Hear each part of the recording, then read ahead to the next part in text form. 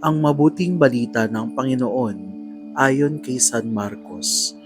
Noong panahong iyon, umahon si Jesus sa kaburulan kasama ang kanyang mga pinili.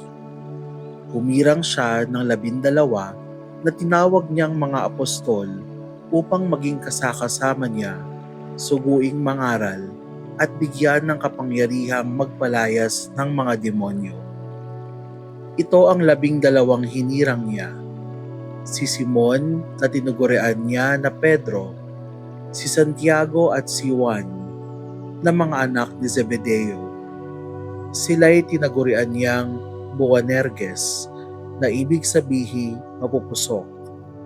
Sina Andres, Felipe, Bartolome, Mateo, Santiago na anak ni Alfeo at Tadeo, si Simon na makabayan at si Judas Iscariote na siyang nagkanulo sa kanya. Ang mabuting balita ng Panginoon.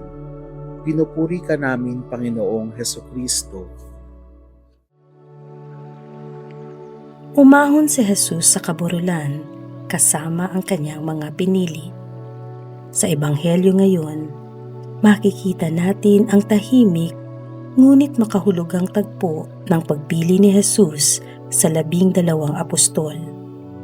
Hindi ito sinagawa sa gitna ng kasikatan o palakpakan, kundi sa kaburulan, isang lugar ng panalangin at pagninilay.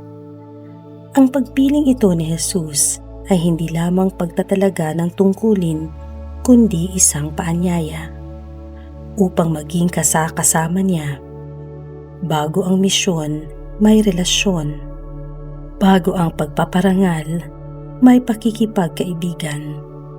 Hindi nila lubos na nauunawaan ang kanilang tatahakin, ngunit sumama sila. Bakit? Sapagkat tinawag sila ni Jesus at tumugon sila sa tawag. Ganito rin ang ating karanasan bilang mga Kristiyano. Tinawag tayo, hindi dahil tayo ay karapat-dapat, kundi dahil minamahal tayo ng Diyos.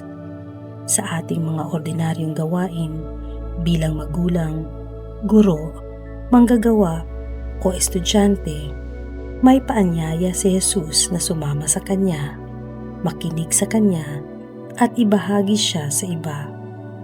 Ang pagiging malapit sa Kanya ang pinagmumula ng tunay na lakas upang maisabuhay ang ating bokasyon. Hindi tayo iniiwan ng Diyos sa ating paglalakbay. Patuloy niya tayong pinipili araw-araw. Patuloy niya tayong inaanyayahang lumapit sa Kanya nang may buong tiwala at pananalig. Sa katahimikan ng panalangin, tanggapin muli ang paanyaya ni Jesus na maging kasakasama niya sa araw-araw.